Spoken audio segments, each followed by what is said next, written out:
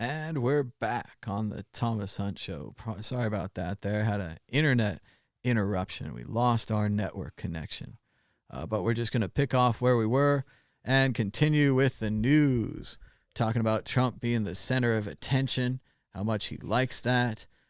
He did so little to prepare and took so long to act that he's asking everyone to use the fatalities as if he did nothing as a baseline. We could use our baseline as if you did something like South Korea, something where they hardly have any deaths at all. Instead, Trump imagines there'll be a ticker tape parade if only 100,000 to 200,000 people die. Stephen Beschlaw says perhaps instead of a parade, there'll be more like a pair of handcuffs for negligent homicide. Just very small handcuffs, from what I hear. Aaron Rupar says we've arrived at the Trump touts unproven drugs as potential COVID-19 treatments part of the briefing. And I told you guys a long time ago, he just wants to make you feel good. He just wants to put the good announcements out. Even if he doesn't have any good announcements, he'll make them up. That might not make you feel good later on. You might feel this temporary good, like a short-term good, but in the long term, you'll go back to feeling bad. So it's a lot like maybe a piece of candy or something like that, where you have a short-term sugar high, and you're like, this is really good. Candy is the best thing ever. And later on, your teeth are rotting and you're getting diabetes and you're dying, and you're like, maybe candy's not the best things ever. Maybe I should eat something more nutritious. Trump says he watches the shows at night and he likes military guests. Again, you just can't make it up. This is the coronavirus press briefing. This is a pretty serious time, not a time to talk about television shows. They all say he's reverting to form, that the press conference has shifted now. It started out really good and somber and serious, but now he's back to himself, right?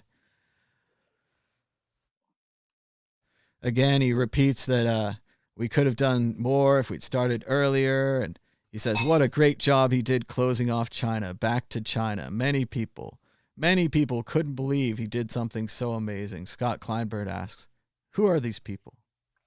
Who are they? Keeping it rolling here, he says, states struggling to get critical supplies. The New York governor said, it's like being on eBay with 50 other states bidding against you for a ventilator. Trump doesn't even answer the question, says, if they need them that badly, some people think they don't need them. So the question is, why is the national government not doing their job, not stepping in, not acting as one, right? Instead of 50 people bidding on this, and we've all been on eBay, right? Dan, what happens when there's 50 other bidders? Do you get the best price? Sharks. Price goes up, right? Best price goes up. You get someone that pumps in at the last minute, which will probably be Trump. Sure, and they've said that actually. There's a lot of cases where the states thought they had a deal, then the national government came in and stole the bid from them. So why are our 50 states competing with the national government? Why isn't the national government just bidding on things, less bidders, better chance of getting it? Who's going to bid against the U.S. government, right? I mean, they have nukes. So I read that one person bidding it, then you just send it around, right? That's what they did during the war, right? I remember during World War II, and we said, Tennessee, if you don't produce enough tanks, we're going to let you fall to the Nazis, right? They said Kentucky's producing a lot of tanks, Tennessee not so many. Maybe we just let Tennessee fall. But instead, we actually used all the tanks from all the states together. We didn't just separate. Only the California tanks fought in Germany, or we keep the California tanks in France, but the New York tanks in Germany.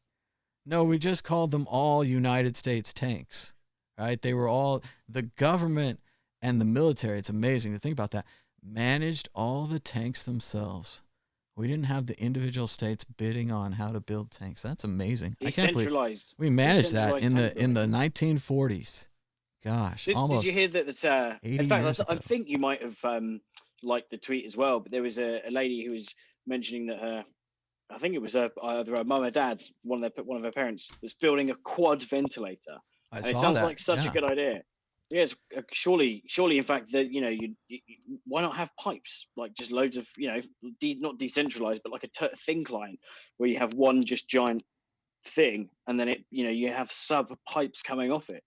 They could be, I don't know, maybe I think there's a lot more. They definitely did that, innovation. and during 2017, after the Las Vegas shooting, they had so many people they needed to intubate because they had so many victims here that they actually split the ventilators into twos, and they were ventilating 2 people on each ventilator. And I'm not sure it had really been done before. It was a theoretical idea before then. They really had to use it in 2017.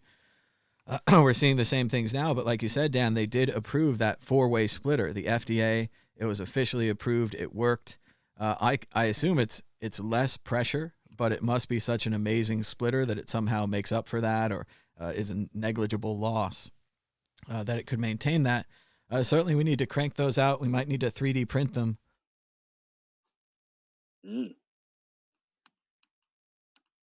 All kinds of other things as well. But let's just try to keep going here. But yeah, I'd love to see more of those 4-way splitters. That could really help the ventilator problem. It might be too futuristic, though. I'm not sure if they're ready. It seemed like they'd just gotten approved. I don't know that they were really mass manufacturing yet. In my, again, naivety, I kind of hoped they'd maybe open source the plan and we could all 3D print them and we could get those quad ventilator things out.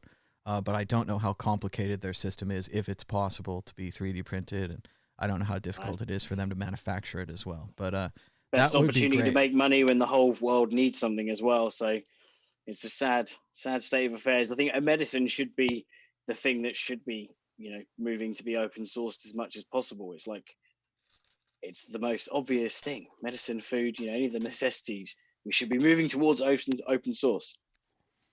I think we're going to continue to see more and more people saying that, and a big movement going that way in the future, especially with preparedness and plans, things like this that we used to pay no attention to. How many ventilators are in the national ventilator stockpile?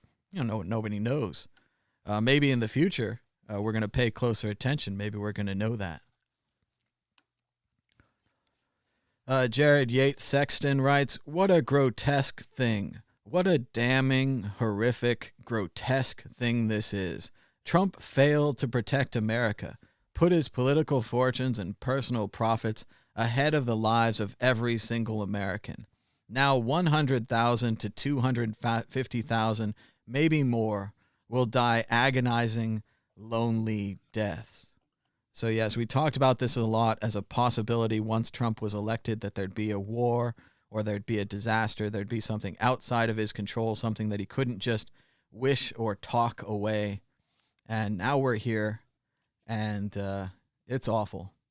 I mean, it's no more awful that you saw it coming. It doesn't make it any better. Again, with the biggest decision was stopping travel. Jon Favreau, it's not the movie director, it's Jon Favreau, the former speechwriter for President Obama, says there would be projections of 100,000 to 200,000. There wouldn't be projections of 100,000 to 240,000 dead if Donald Trump's administration had taken the January-February's warning and implemented mass testing earlier.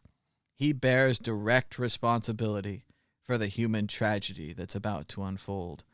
And that's another thing that people aren't really seeing. We're still on this side of the 100,000 to 200,000 dead. We're on the fun talking side. It's just theoretical right now. We can't say your aunt's dead, your teacher's dead, your coworker's dead. But sadly, as these weeks and days roll forward, and I hope it changes. I hope there's some kind of miracle and the virus stops and we cure it and we use hydrochlorine and whatever else you guys want to use. We cure the heck out of it.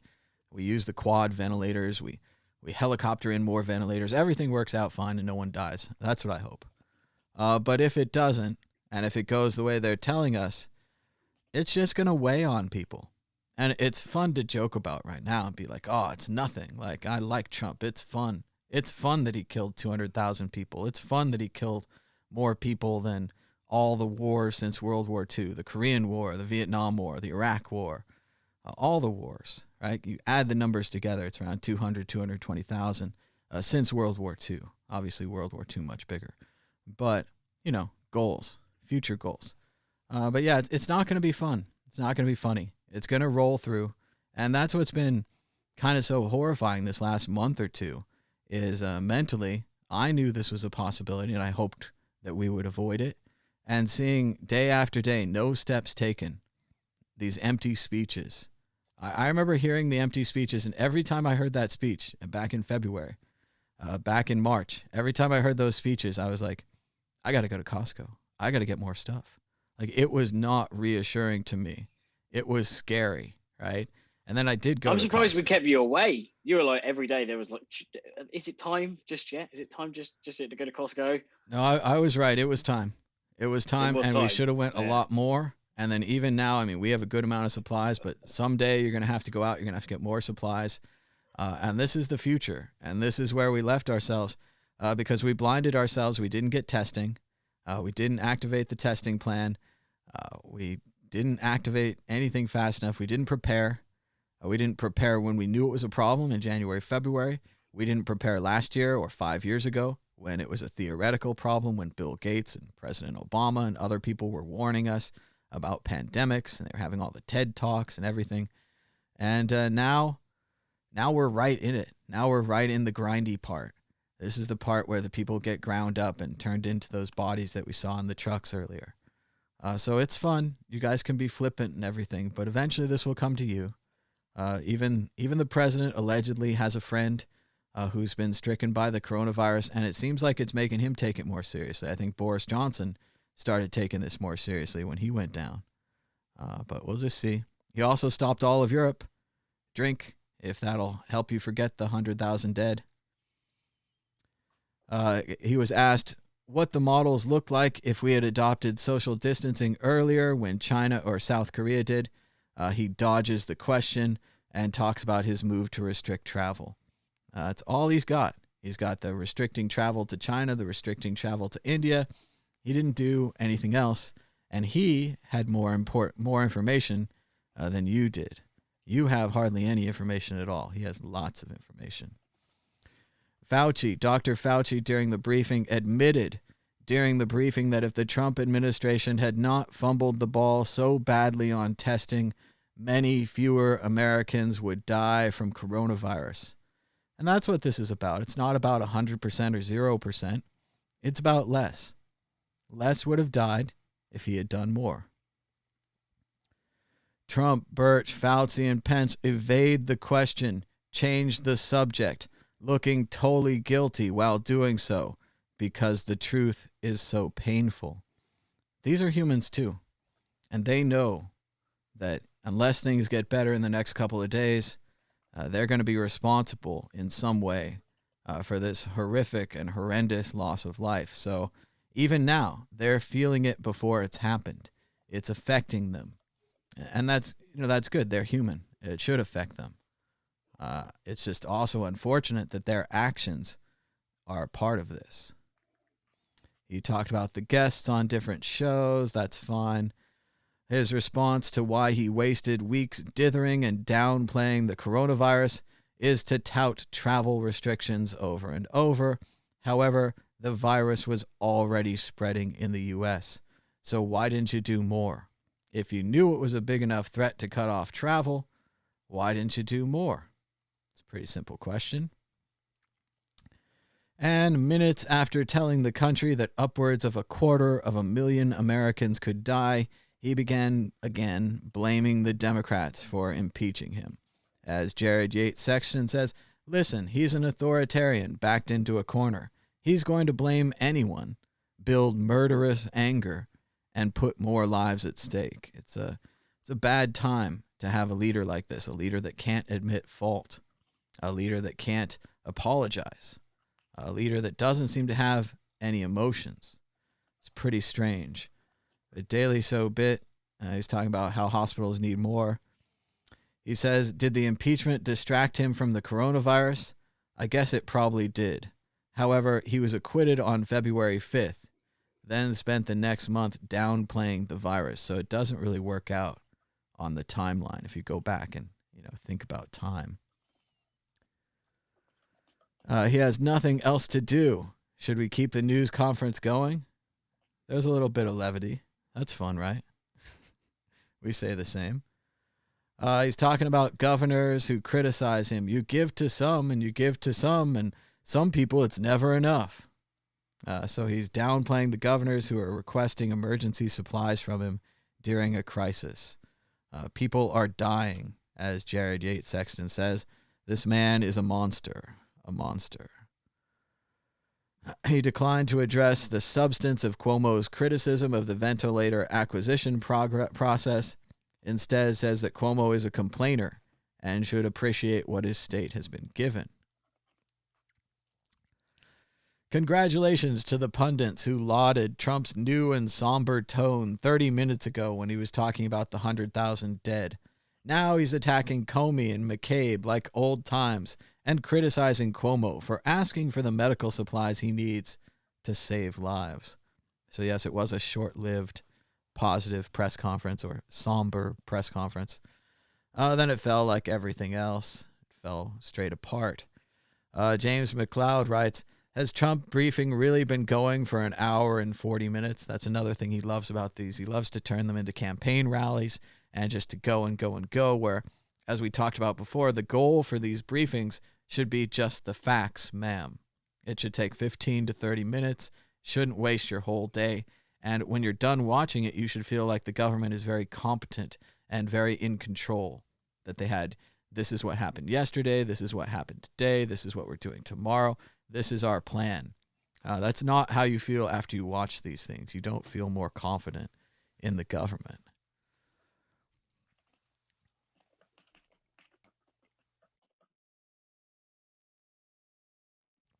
Tara writes pretty much the same thing.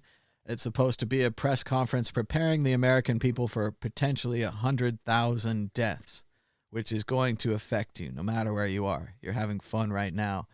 Somebody that you know is going to die from this thing. Somebody that you know. Says the problem is with some people, no matter what you give them, it's never enough. He's blaming the states for asking for medical supplies. Do you ever run out of questions? He jokes. And I think this is one of the most important parts of the press conference. Trump pretty much said what I've been saying about Trump this whole time. This is a direct quote. I'm not about bad news. I want to give people hope. And that's a positive attribute, right? As a salesman, as a showman, as a reality show star, as a real estate man, this is what his business is about. It's about hope. And this is what he's been doing his whole life. When they're going to build a new hotel, he says that it's very exciting and it's coming soon. It's going to be the biggest hotel in the world, like Moscow Trump Tower. It's not there anymore. The Taj Mahal, it never happened. The Taj Mahal in Atlantic City is the greatest casino in the world, but it's closed. But it's better to say it's the greatest casino in the world because that's part of being a showman, and that's what he does. Unfortunately, during this sad time right now, there is no good news. So when you give people false good news, you give them false hope. So it's not the same thing as real hope. It's hollowed out. It's empty inside. If I tell you about a cure, you find out a few days later it's not a cure, you had a few days of hope, but it was false hope. So I hope we get back to having actual good news so he can give people good news and you can be satisfied. Like when he gave you the good news about the stock market and he bragged and he bragged and he bragged about how good the stock market was and how good your 401k is doing. I hope we get back to that. Is that a pension, is it? The US is 401k. Is that what is it a pension? No. A pension is actually guaranteed money. A pension's more like the company saves some money for you. They set it aside. They give you part of it. I know so what a pension is. Pension, I used to work in a pensions company, but is a 401k? I thought so what's a 401k? So a 401k is a bunch of stocks and mutual funds. So instead of a pension where the company has made a deal with you, you worked at, General Motors for 50 years, they're going to take care of you for 20 years, right? That's a pension. Yeah. It's a deal. Yeah. And if you pass early, they get a good deal, right? They don't have to pay, or maybe they have to pay your next of kin or something. So that's a pension. Now the other one, a 401k, that's a stock market account we give you a little bit of money every year, and you get to play the markets. So maybe you get to retire, maybe you don't. And this horrible coronavirus crisis, dropping the stock market from 29,000 to 19,000, back up to around 21, 22,000 today, has just wiped out a lot of people's accounts. And there's a hope that it comes back, right? A lot of people are probably just holding on to their retirement accounts and such, just hoping the economy comes back. But if it doesn't come back, there's no backup plan. There's no way for these people to retire. They're losers. That's why people argued against this, right? There's two sides to this. The free market enterprise guy said, put your money in the market. The market only goes up. You're going to make money. You'll be fine. Buy mutual funds, buy these large spread out things, right? Oh, you own a bunch of different companies. You don't just own one. The problem is we just had a total market crash. So if you had a mutual fund with, like, say, the Dow Jones, the top 30 companies or 20 companies in the business, you think you're going to be fine. But they all crashed. So everyone's accounts just crashed. So everything that they ever warned about not turning your pension into a 401k just went wrong. We're still in that pre-period where they think it's coming back and they think it's going to be fine. But if we get to the other side of this, what we're going to need, and again, it's the question of old people dying on the streets again, is we're going to need an enhanced Social Security. We're going to need something bigger to take care of all these people who previously were given company retirement accounts that are now worthless. And we had a similar plan under W. Bush. They wanted to take your health care, which right now health care is more like a pension. You get paid a certain amount. You get a certain amount of benefits in the system. They wanted to put your health care into something really great called a health savings account. And the health savings account would be invested into these same mutual funds and stocks. So right now, in addition to your pension, if only they'd switched over the healthcare system, you could have also lost all of your healthcare. So it's it's a good system when the market's going up. It's a very, very, very, very bad system when the market's going down. And part of our system is that it's not designed for the market to go down. The market's only supposed to go up. So yeah, a lot of people just lost their pensions, but we call them 401ks. So disaster. Yeah, it's sad. I did get a letter I think it was from Hargreaves Lansdown in about January 2017, and it was just before I was being made redundant. So I was like, money's not going to be a problem for a while. It was all right payout, and I thought, and I was this close, and I even filled in the forms, and it was going to be Bitcoin at the time was about $700-800. It was savagely low. And I've almost filled out the form to transfer everything over from my current company pension and whack it all on Bitcoin. Unfortunately, being an idiot and lazy, I lost the form and then just didn't bother doing it. And so I was kicking myself. But actually, my pension spread over. I'm in loads of different pots, from like I don't know, Japan Equity, Framlington Biotech, which I think biotech's not doing too bad. Hopefully, pharmaceuticals kind of doing okay, but it's better than being all in cash. But I literally, again, about a week before in fact, it was like a couple of days before Zero Hedge called the top by being banned from Twitter. But like when everything was just like, and I said, right, Carrie, this is crazy. My girlfriend, I was like, I'm selling everything, put it all into cash. There's like no way we're not going to drop now. This is before I'd even realized the severity of like coronavirus and being that worldwide and panic driven and stuff. But I didn't do it. So, and I wish I did, because then I would have saved like a shed load that just got shaved off of my pension. A lot of the problem there is the all or nothing idea. You just can't do it with 100% of your money. Like, it's just too much. Like, it was too stressful to do then, and it was too much of a risk. If you do 30% or 10%, you might be able to make that move. So I know a long time ago, before all this started, I was worried about a potential bear market in the stock market, that we had a 10-year bull market, and everyone's saying, okay, now we're going to have a bear market. So it's going to go down. So I'd actually trimmed my little itty-bitty retirement portfolio, and I went about 60-70% cash. So that was tough because the market did go up after that, but then after it went down. So that was, good to okay. So you can get ahead of it. Obviously, I didn't get 100% out.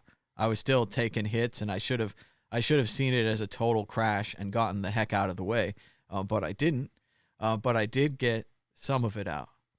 And I think that if you start thinking in percentages, you can start making smaller moves, and then you're never going to be perfect. But you could be just a little bit better. So that's. And it's not such a big commitment. The fact is that because I made it, it's an all out. I'm pulling everything into cash. It was do I? Whereas if I'd have just been like, oh, screw it, I'm going to put 10%, 10%. Was it Charlie Lee or Fluffy Pony that they're kind of, this probably isn't going to apply for a long, long while because, I don't think there's going to be a moon soon for maybe for alts. It seems like, that dream is drifting. Not that you should be into alts. It's for high risk people. But yeah, the advice is whenever something hits, I think it was 5 or 10%. All time high, take 5% off and just go. That's it, 5% bagged. That's in the bank of Bitcoin in my pocket, not the actual bank. And then at least you've got that wedge. And if it pumps another 100%, you're like, oh wow, screw it. If I took 5% out, I've now got a shed load more, but I've had that cash. Whereas like the worst thing you want to be doing is being caught with your pants down and like everything crumbling around you, the walls of the toilet crumbling around you, and you're just sat there with your pants down, and the Bitcoin prices crashed, the altcoins prices have crashed, the walls aren't there anymore, and people can see you nude and vulnerable on a toilet. It sounds like you just became a hodler of last resort. What was that guy? What was that guy that used to say that? There was that guy who was around all the time, used to say that. But yeah, the other good rule of thumb, I don't know if we'll see an all-time high for a while, but that is a good rule at the tops. Another good rule is if 10% would change your life, you should sell the 10%. So if 10% would help you pay off your credit cards or have a little money for 6 months or buy you something really good that would improve your work, some kind of really good tool that you normally wouldn't buy, sell it, do the 10%. And I know that goes against the hodl forever and all these kind of things, but I think hodl forever is another one of these shortcuts to thinking. You need to think. You have to analyze your position. Hodling is good. I like Bitcoin long term, but 100% of anything's not that good. You want to be more 90%, 50%. You want to have options. If you're just 100%, you could win, but you could also lose horribly. So I think about that too. And you don't want to. Whilst you've got cash, it's good having cash, and it's much better to look back on something and say I lost a little bit of that profit rather than I have nothing. So I know a lot of people that basically kept everything in fiat during the entire drop from 17k. Sorry, in crypto from 17k down to what was eventually 3.5, and used all their fiat money. During that time, and had to sell Bitcoin at the bottom, and then you're like, and then they're sat there. I say, it was me. There's no friend. It was me. Fuck you. Oh, it happens to all of us, Dan. It happened to all of us, man. We all did. Pumps again. We're all sitting there. Just be sensible. Just imagine you're giving the advice to your friend. Imagine someone said, like your friend says, "Oh, I've got this Bitcoin. It's got $19,500, and I bought it not a lot." But and you'd be like, "Whoa, don't be a total idiot. Sell just a little bit." And they'd be like, No, I think it's gonna. And you'd be like, "No, come on, let's bring you down to earth, reduce your risk, take a bit of profit, and you'll be happy." And then they'll be thanking you later. Whereas with yourself, you're like, you give yourself less of a hard time, I think, than you. Well, and I think it's a good idea. I mean, it's all hindsight here, but maybe someday if we're ever up again. I don't know. But someday when we're up again and you're sitting there, like Dan's saying, you've got a ridiculous amount of profit, but you think the profit's just going to keep coming in because you think Bitcoin's the greatest thing ever and it's going to $1 million a coin. And everyone's going to wake up just like you did and realize how great it is and all of that, right? Which gets right in your head and blinds you. I think a good idea, of course, I didn't do this. We're always what we would do in hindsight and everything. But a good idea, like Dan's saying, is to write down on a piece of paper, like Dan's saying, how much did you invest? How much, you put this much in, it's been this many of years. What do you have now? How much do you think you really have? And maybe, you have a bunch of altcoins that are crazy valuable, or you have Bitcoins crazy valuable, whatever it is. How much, profit do you have? And then to give that, like you're saying, to kind of your best friend or someone who's, an opinion you trust. Maybe your mentor at school, that old man who always seems to have all the advice. Oh, shit, he died in the coronavirus. So you talk to a younger guy. Try to talk to a younger guy. Maybe he still has some experience. With less conditions. Less experience and less pre-existing conditions, yeah. A young, thin guy. So you talk to your young, thin friend and just let him analyze, like Dan was saying, like, what would you do, if you had made this investment? And then this gives you a chance to step back and to get another person's perspective from it. And he doesn't have all this hodl forever, Bitcoin goes to the moon stuff that's in your head probably. And maybe he does. Maybe all your friends do. Maybe you don't have anyone else you can consult with. But anyway, you give him this and he looks at it. And what I'm hoping is he'll say, yeah, to sell 10, 20% to like get a little taste out of there so that just in case things go to shit, you could still buy a van and go live in it down by the river. Because wouldn't it be a shame if you went from having all this, stuff to not even having a van to live in by the river? So, yeah, I think that would be good advice for next time, if there is a next time, and all that. See, the problem is, even if you hand off, as it were, some of the responsibility of making that decision, it may not always work. And I do think that there's actually something that's inherently viral about Bitcoin in a psychological way, that as soon as you have it, it's not just a case of you hodl it because you've heard of the word hodl or whatever, and it's on my cap, but there's just something physical about the non-physicality of anyway. So the reason why I'm saying this is because back in the day, the one thing of foresight Clever Dan did in mid-December 2017, send my girlfriend a Bitcoin so that she could cash it out, and then that's it. We would use that for cash moving forward. And I completely forgot about it because obviously everything went nuts up until about January 18th, and money had no value anymore. It literally was just like, oh my God, this is crazy. Very short-lived. Anyway, so when I had no money, which was less than a month later, I was like, yeah, okay, where's the cash from the Bitcoin you sold? She was like, I didn't sell it. I thought it was best if I keep hold of it. And I was like, no, you're meant to sell it. It's like a 70% down. No. So even if you take someone who you think is sane and responsible, you give them Bitcoin, they turn into the, what do you call it, guy, the ring, what's it? Yeah, Gollum. And they're like, Gollum, that's it. And they're like, I can't sell it just yet. Just hold it for a while. I agree. And I had the same kind of thing with my brother where one of us could have sold and then the other could have held Bitcoin. But instead, we both held Bitcoin. I was like, oh, you idiots. And like, moron. Like, ah. But again, it was this, everyone thought it was just going up more. Everyone just thought they were like 32, 64, 128. And you're like, oh my gosh, 64. At that level, I could sell, this thing and it would pay off all my debts and all my things. And then it goes the other way. And you're like, I could sell twice as much and pay off my debts. I could sell 4 times as much. I could sell 8 times. And it's like, yeah, it just got worse and worse and worse. So yeah, why sell Bitcoin now? Why sell like a whole Bitcoin now where I only need to sell 0.001 Bitcoin later to live for the rest of my life? I mean, what's the point? It's just so I'm just gonna hold it. That was it. That's the virus that all got in our heads, and and it'll come again and it'll go again, and we'll see. And different people will have different positions and such. So. You want to go back to the news, Dan? Can you stand it? Can anyone stand it? I don't know if anyone can stand it anymore. Okay, so we're getting to the end, though. Here we go. He stopped China. He stopped Europe. Drink again. He stopped Italy. MSNBC threw in the towel. They cut away from the press conference. The president was still speaking.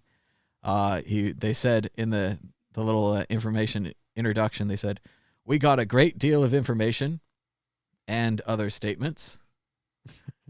That was good. Visa Alcinda, another quote. She says, Trump says, "I want to give people hope. I could be very negative. I want to be positive. I don't want to be negative. I'm a positive person." And this is for all you guys who are like, how does Thomas know that Trump wants to be positive? How does he know all this? Because he says it all the time, guys. If you've ever read anything he's ever read, if you've ever read anything about him, like, his personality comes clear.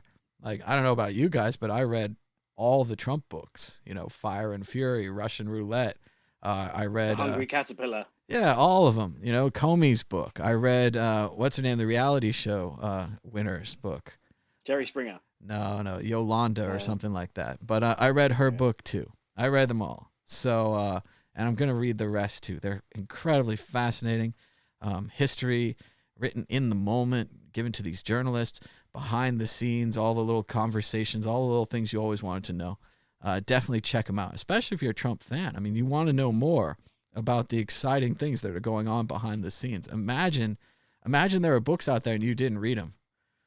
Whew, it would be like walking into a battle without a gun. I mean, you'd be unarmed. You wouldn't have any information.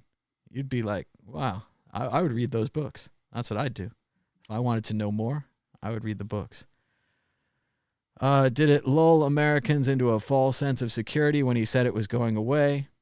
He said, well, it is going to go away, hopefully at the end of the month, and if not, hopefully soon after that. So even after you talk about not giving false hope and not, giving out this positive news and going back to that, he goes right back to it. He's got nothing else. It's an empty box. He said from the beginning he knew thousands could die, but wanted to be positive. So that's why he downplayed the virus. I knew it could be horrible. I knew it could be maybe good. So that's pretty strange. And again, this is all going to come up in the trial. This is all going to be in all their books. Anybody who disagreed with this decision is going to write a book, right? We're going to get all their books. We're going to get all their notes. They're going to have all their little journal entries they wrote in the time period. It's okay. You guys can wait. We'll talk about this again when I get the books, which I will. Will you have time to read them all, though? Because I've got a feeling there seems to be one or two people that don't like Trump. Even if that's 5 people that don't like Trump and write a book. Well, I'm talking about the people that work. To be reading. These are the people that work there. They liked him. They were the insiders. Yeah. This is going to be all the attorney generals and all the different people that were in these meetings. Dr. Fauci, he's going to write a book. We'll read the Fauci book. Going to read the Birx book. You can just look around the Pence. Pence is going to have to write a book at some point, probably after the president goes. Pence will be unchained at that point. Maybe. Pence unchained. Maybe. But we'll Pence see. Unchained. So yes, it's about the positivity. We're finally getting to it. He downplayed the virus because he wanted to be positive, which is what I've been telling you guys for days. You've been up here doubting me. How does Thomas know what the president thinks? It's amazing. It's almost as if by reading about him and looking at his past decisions, you could learn something about the man. My goodness. Actually, it's pretty funny. I actually have some right here. I read them all on Kindle, but later on I got like an eBay set or something. So we just got 3 right here just to show you guys. Fire and Fury inside the Trump White House. That's a good one. We've got James Comey, A Higher Loyalty right here. That's a good one. Russian Roulette. Can't beat that. Check that out right there. So yeah, we got some books. It's amazing. They put words in them. So yeah, he doesn't want to be negative. Chris Hayes, a newscaster, writes in, he will not change and is fundamentally incapable of doing the job. That's the story. I know it's fun to watch the bouncing ball, but it doesn't change. That's it. And this really does seem what we're getting back to. He's just not right for this job. And Calvin Coolidge, same thing, 100 years ago. Great businessman, looked good in a suit, had a couple of good lines. Do you want a good line about Calvin Coolidge, Dan? You want some positive history story? Let's get off the topic a little bit. Yeah. Okay, so a positive line. Calvin Coolidge was known as Cool Cal. He didn't talk a lot. He wasn't a verbose guy. He was more of a laid-back, wait for his moment, say something smart kind of guy. So they had a big, political event. They're out there. He's giving speeches, shaking hands, and he comes up to this lady, and the lady says, Mr. President, Mr. Coolidge, I made a bet with my friend that you'll say more than 2 words to me. And Mr. Coolidge looks in her eye, and he says, bad bet. Classic Coolidge. Bad bet. bad bet. He said 2 words. He wouldn't say more. He was a man of not very many words, Calvin Coolidge. Here's a loss. Think there's many people that would like that of me because I'm very bad at condensing down into small words. But and I kind of so this is I see myself, unfortunately, and this isn't not an admiring thing, but I've kind of got a bit of a Trump thing where I tend to waffle, and then I could really condense it down. I do a lot of the extra stuff, and yeah, one thing I've always been trying to do is try and refine what I need to say into a short few sentences, a few words, and I've just demonstrated that into how long it's taken me to say I talk too much. Well, you know, Oscar Wilde said that brevity is the soul of wit, and also my favorite movie, State and Maine. I had another quote ready. Damn it, was. When they were saying that someone was a liar, what they would say is they say he has a gift for fiction. He has a gift for fiction. So, yes, you have a gift for being verbose, Stan. I wouldn't worry about it. But it's something we can work on. Just work on, train of thought and thinking it through. We've got a Las Vegas related story right here. Another Resorts World construction worker has tested positive for coronavirus. A second worker on the Resorts World Las Vegas construction site has tested positive for COVID-19, according to a Resorts World statement. For those of you who don't know, construction is continuing, both in California and Nevada, perhaps even in other states that are on lockdown. One of the essential jobs is construction, and perhaps with good reason. If we look at this picture right here, you can see Resorts World is the red one in the front. This blue one over here to the right, that's called the Drew, or the Fountain Blue, and it's been empty since 2008. This is a 12-year derelict casino, and one of the things that they're worried about this casino is that they didn't really finish building it. So if you don't finish building it, some of the structural membranes, the steel, could still be exposed. And if the steel is exposed to the weather and the weather damaged the steel, eventually the building could have a structural failure. It could fall over. Like a real building falls over, not like on Tuesday. But Resorts World is still constructing here, but now has a second case. So I'm not sure if construction is going to be able to keep going, yet at the same time, we have to shore up these buildings. We have to finish them. We have a project in the neighborhood here. They're changing a park, right? They need to put in grass. This is the only time you can plant grass. If they don't get the grass in, you have to wait another year.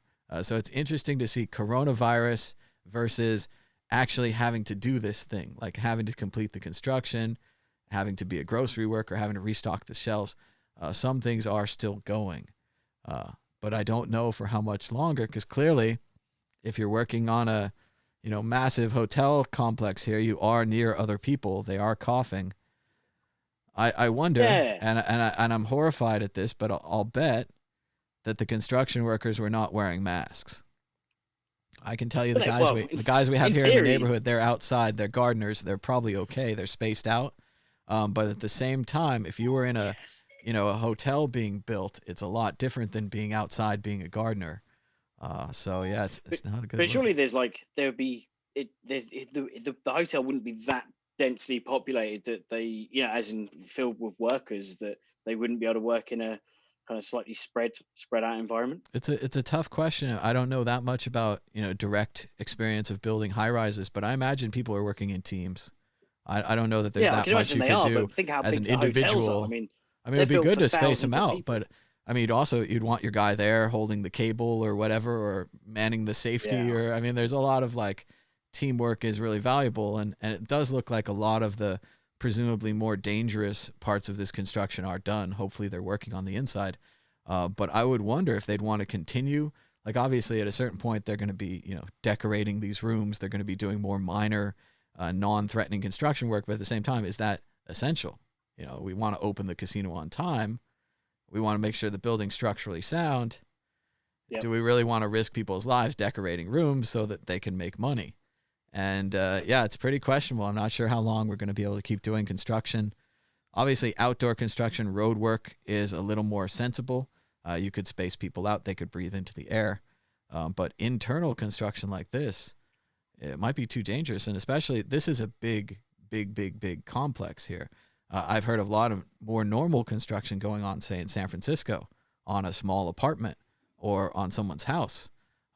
You're almost definitely going to be working right next to or on top of somebody in that kind of environment. So it is an interesting thing to think about the construction workers. Yeah, definitely.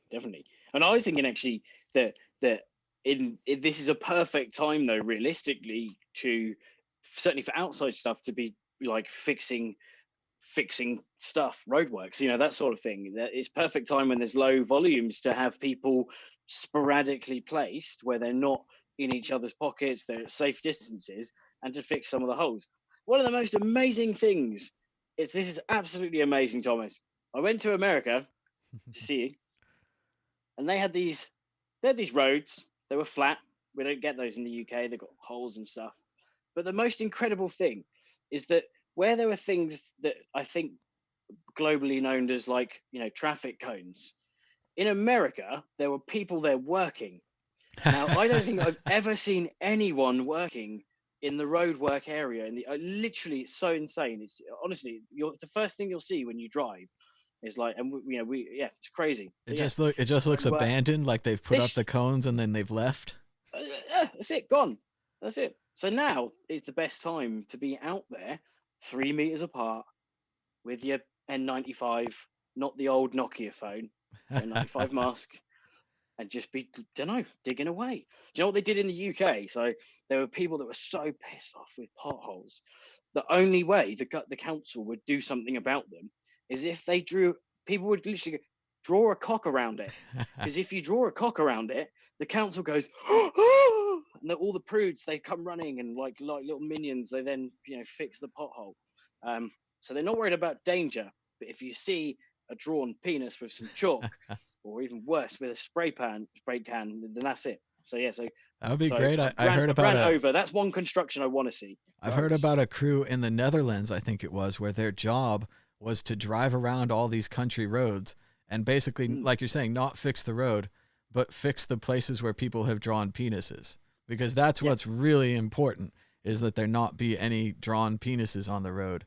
Another interesting story you might like is that when Howard Stern, famous radio personality, ran for governor, and this was one of the first big prototypes for this kind of reality show politician thing. One of the things Stern famously did is refuse to give up his tax returns. He actually dropped out of the race to continue this, but he didn't run because he didn't want to give up his tax returns. But one of his planks for his platform was that all road work should be done at night. Stern has to commute to the city. He hates road work. He was just against it. His other things were more about like death penalty and some other kind of nonsense. And he said that he would death penalty for doing roadworks during the day. Well, maybe so. He was very radical back in the day, much more radical than he is now. And at the time, he was a very strong proponent of the death penalty. He just thought it was simpler. Right now, I would say he's changed. And again, it's laudable if you think about evidence and you think about something for a long time, you change your mind based on the evidence. He did change. But at the time he ran for governor, it was like death penalty, road work at night, and I'll resign. He was like, boom, boom, boom. That's all he wanted. He's a simple man. But it came down. He didn't want to tell people how much money he made. And he didn't know yet at the time that just not telling people was good enough. He didn't know what we know now. You just have to not tell people. So we've got a great post here. Andrew Yang, a presidential candidate, was responding to Ken Jeong from Community and some other stuff, Dr. Jeong. And he said, here's some video games that I took a bit too long playing. Andrew Yang's choices were Street Fighter 2, Rampage, Double Dragon, and Maze Craze, a very old Atari game. Nice reference there by Andrew Yang. I, of course, joined in, part of the Yang game. Here's 4 games that I liked. Legend of Zelda, both the original and all the others, really. Command and Conquer, which I would include like Warcraft 2, the earlier real-time strategy games, RTS. Tetris, I used the Game Boy version, thought it'd be fun. And Counter-Strike right here. But really, I mean Quake and Doom and Wolf and all those. Kind of just RTSs and first-person shooters just in general. But Maybe you have 4 games that you like. Go ahead and respond to this thread or write me on Twitter. I'd love to check out what games you spent too much time playing. Dan, any games you'd want to add here? Anything that you'd add? I was just thinking, yeah, because I think Command and Conquer. I think I mentioned that as an old favorite the other day. Street Fighter 2 obviously is a complete classic. I just love that game so much. I lost hours and hours. A game that I played with a friend was, I think I mentioned also the other day, was Brutal Sports Series Football, where you were Vikings and you could like cut each other's heads off and score with it. Great game to grow up with as a 10-year-old or whatever, but it was all part of the fun. Dad didn't know how the floppy disks work, so I was able to get away with it. But and then the final game, either something like SimCity or SimCity 2000 or Transport Tycoon Deluxe. But SimCity 2000 I bought, and it was like I was like 12, 13 at the time or something, and I paid £50, which back then was mammoth amounts when that was 20 odd years ago, or maybe something less than that, 25. Oh, anyway, something like that. And I went to an arcade machine, and I actually went to play X-Men versus Street Fighter, the Neo Geo one, but it was called Sega Park. And I left the game like brand spanking new, £50, SimCity Deluxe. I that was like 10 cars worth of washing. I was furious, yeah, and it was gone. That was it. So, and then I had to wait like 10 years to afford the damn thing again. I remember SimCity 2000. That's where SimCity got a little too complicated. They included pipes and sewers. You had to hook up the water plants to every building, different levels and layers to it. It started to become a little bit like work. But that's the hard part of those games is that kind of balance between like building a railroad empire or being a professional railroad builder, where you're like, that's just work.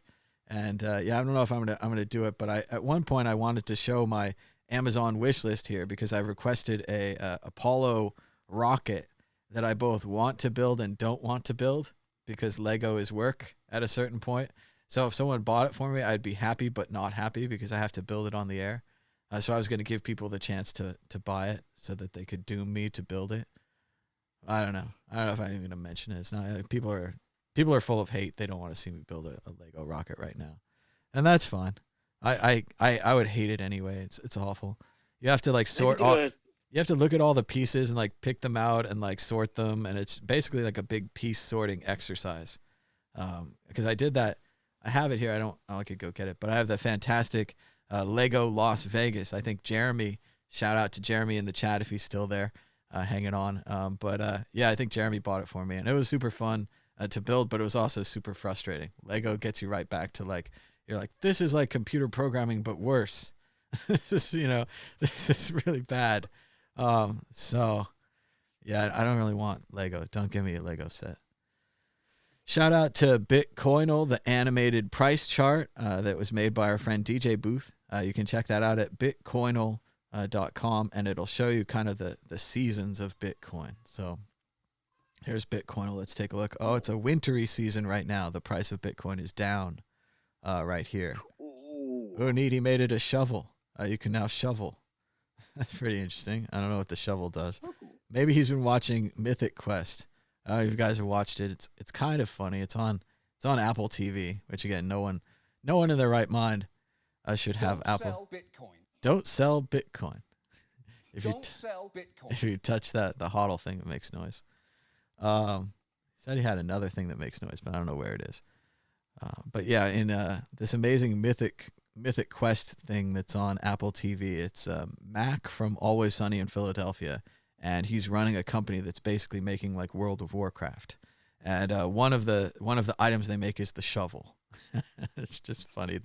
He's like, it's so you can dig stuff. And he's like, no, it's a weapon. Like you can smack people with this. And they end up making the shovel into like a more powerful weapon than the great sword or whatever. So it's funny to see a shovel here on Bitcoinal. But yeah, check out Bitcoinal.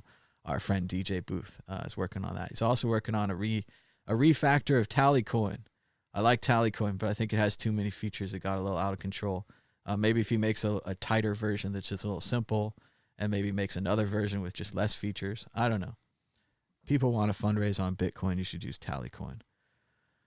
Robert Reich, former Health and Human Service Secretary of Labor, Robert Reich writes, starting tomorrow, millions of Americans will lose their employer-based health care because they've lost their jobs in this pandemic. This is nuts. We must have universal health care, Medicare for all. Maybe after this nightmare is over, we'll get it.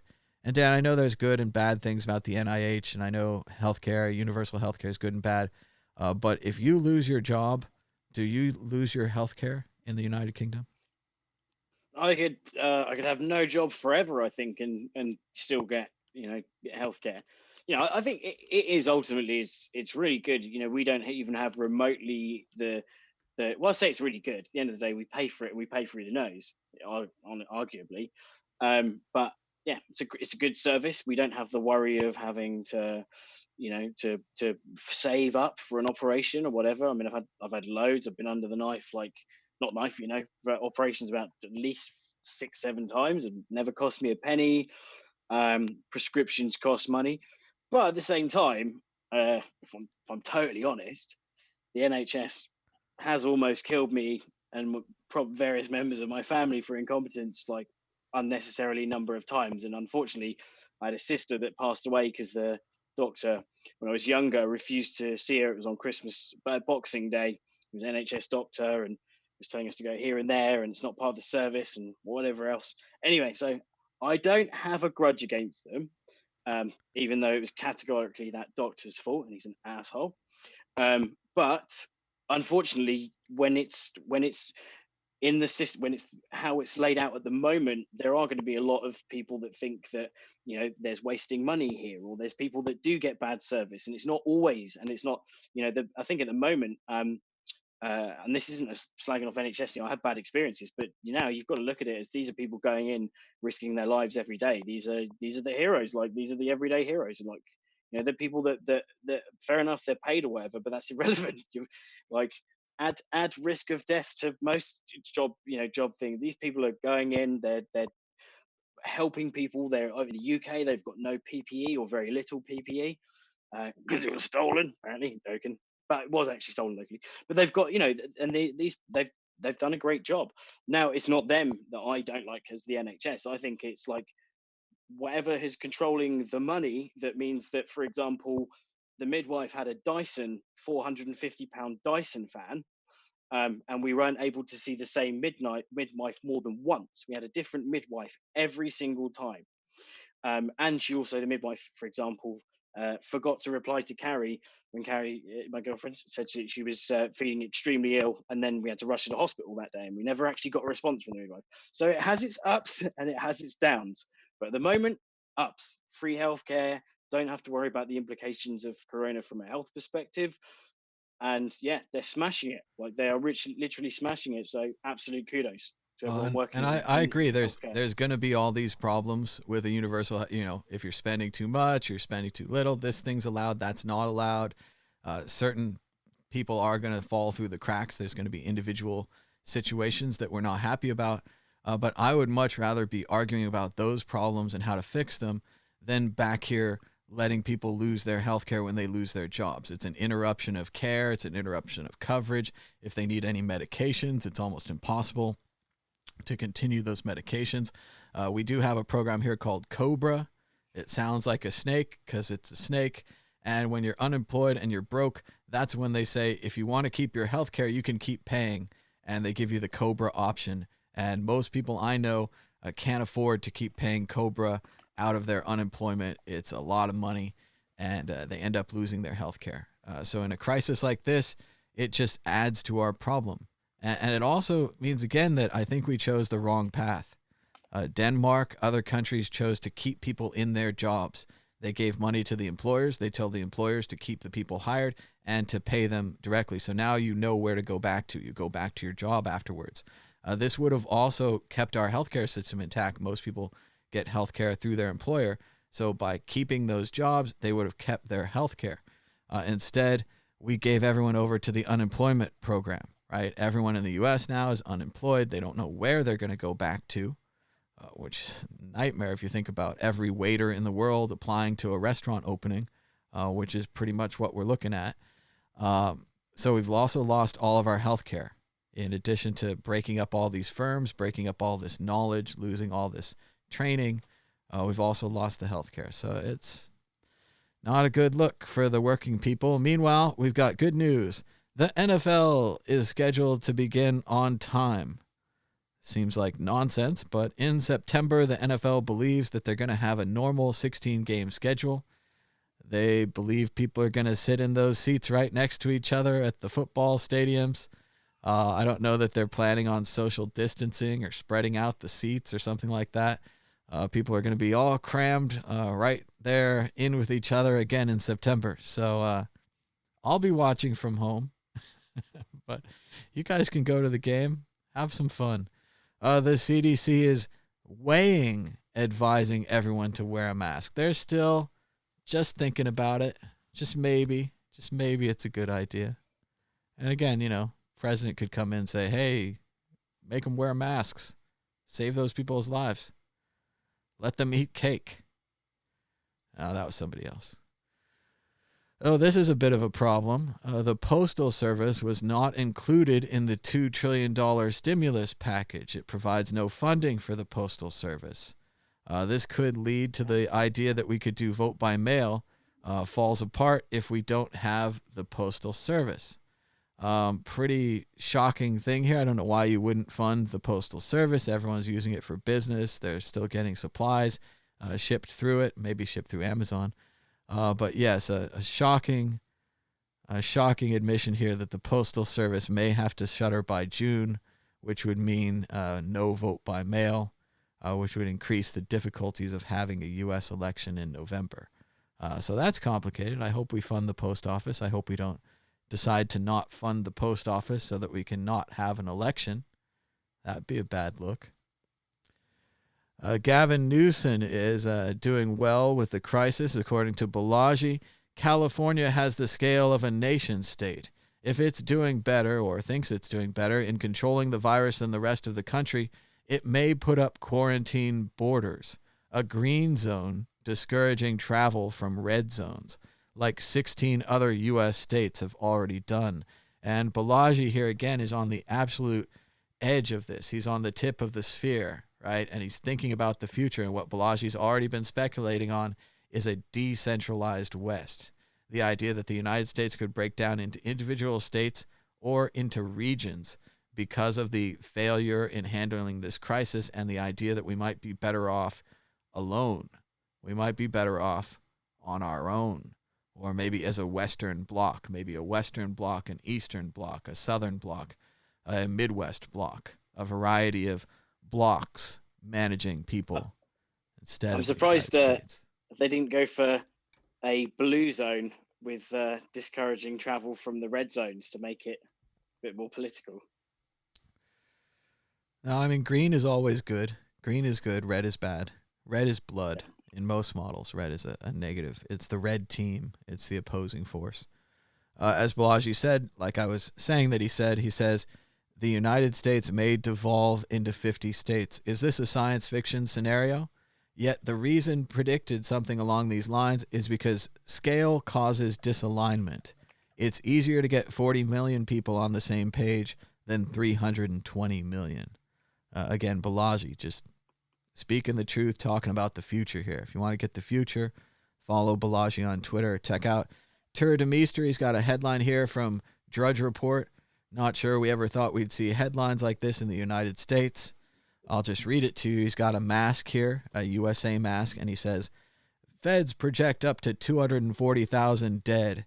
Pay slashed for ER docs, nurses fighting virus. Prisoners dig mass graves. It's not a good look for America. You don't really want to say like, hey, remember when we had so much success and so much winning that we had prisoners digging mass graves in America and we cut the pay for doctors and nurses and there were going to be 240,000 dead? And this was a good day. This is a good news day. It's a good day. Tom Hartman writes, a normal president would anguish over telling his nation that 200,000 must die because he listened to Fox News hosts and spent 2 months doing nothing when he could have been ordering test kits, ventilators, and personal protective equipment. For a sociopath, though, it's no problem. So it is important to see who has feelings here. I think those of us with feelings have a problem with 200,000 dead. Maybe sociopaths can celebrate it, right? It's pretty strange. We're working on tightening up electronics and consumer goods that are made abroad, but it turns out we never focused on who controls our drug supply. Ralph Nader has been bringing it to our attention that the United States is dependent on foreign countries to manufacture our drugs. So this is used to be a small problem, starting to be a big problem looking at the world going forward with the coronavirus.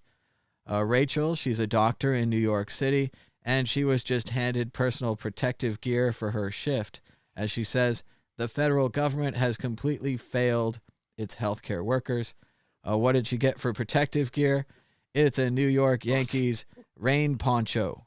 It's adult. One size fits most. It's imprinted with a New York Yankees imprint, has an adjustable hood, and is recyclable. So just not very good protective gear if you work in a hospital. But again, I'm sure there's a reason that's okay. I'm sure that it's okay that lady there, that doctor, has to go into battle wearing a New York Yankees poncho. I'm sure that's fine. We've got updated cases from the Netherlands. It is not looking good in the Netherlands as well. We see a S-type curve of the exponential curve of the total confirmed cases, total confirmed deaths. Intensive beds are full. New cases every day has actually declined a little. New deaths looked like it was declining. Then we had a new number that was even worse. Looking at the beds, might have seen a decline here the change in the bed, but they say there's a delay in reporting on full counts. So not looking good in the Netherlands. And again, these numbers are probably representative of a week or two ago. So we're probably in worse conditions now. Meanwhile, back to Bitcoin for just a second. Plan B has once again said that we're at apparently the last blue dot. So this is the end of the stock to flow model. It either goes up and confirms the model, or it goes down and the model is not confirmed. But maybe it goes up again in the future and the model's still right. Who knows? These people and their models. But he's sticking with it. He says that based upon the scarcity, the price of Bitcoin will go up. General theory of stock to flow. Alistair Milne says he blames the Smurfs for spreading new cases in France. Turns out he's being serious. The France had a record-breaking Smurf party in March during the coronavirus. They broke the Guinness Book of World Records for having the most Smurfs in one place and promptly spread the virus. Thousands of people dressed up as Smurfs on March 7th. The coronavirus was spreading. At the time, they said what everyone else has been saying, all the people who are in denial of the virus: we must not stop living. We figured that a bit of fun would do us all good in the moment. However, now the virus is spreading nonstop across France. There's no risk. We're Smurfs. One attendee told the AFP, yes, we're going to Smurferize the coronavirus. Didn't really work out that well. As of Wednesday, France had 1,784 cases and 33 deaths. Meanwhile, the Italian media at the time was not in favor of Smurferizing the coronavirus. They said that the rally was potentially a very dangerous viral bomb. A second newspaper said that the Saturday's gathering was an irresponsible move that put people at a heightened risk of contracting the COVID-19 virus. So much for France. At least we got to be Smurfs, right? Am I right in thinking that there's only one female Smurf in the whole Smurf Academy? That's a complex Smurf issue. Smurfette does seem to be the only female Smurf. It's like a queen bee sort of thing, like the queen alien who the question pops out is, the eggs or something. Does Papa Smurf have prima noctre or not? That's what you really want to know. The stockpile of U.S. manufacturer ventilators were sold overseas. Oh, well. Whoops. And again, all of this is going to come back. It's going to be interconnected in that big narrative that we read about when we try to figure out what happened. And again, regardless of your political party, we need to know what happened so we can stop it from happening again. Clearly, we didn't respond to this properly. There was a better way. And the natural, pragmatic thing to do is to find that better way and to improve. I like this one here. Carl says, one example of effective coronavirus response was when Gal Gadot did that stupid Imagine shit, and we all said, fuck you. I'd like to think it stopped a lot of other stupid celebrity shit and should be studied by future scientists. I agree with that. They shut that Imagine shit down right away. Balaji says the virus is an asymmetric threat powerful enough to take down a U.S. aircraft carrier, and that World War I started with cavalry and ended with mechanized warfare. If large groups of human troops are now a vulnerability, perhaps this begins a full shift to drone war. Once again, Balaji is skating to where the puck will be, not to where the puck was. Balaji's looking at the future here.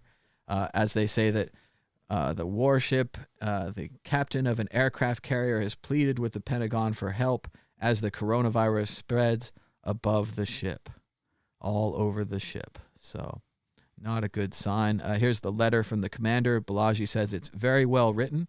Clearly someone, not him, maybe not him, made bad decisions to cause the mess, but he clearly lays out the options and understands data.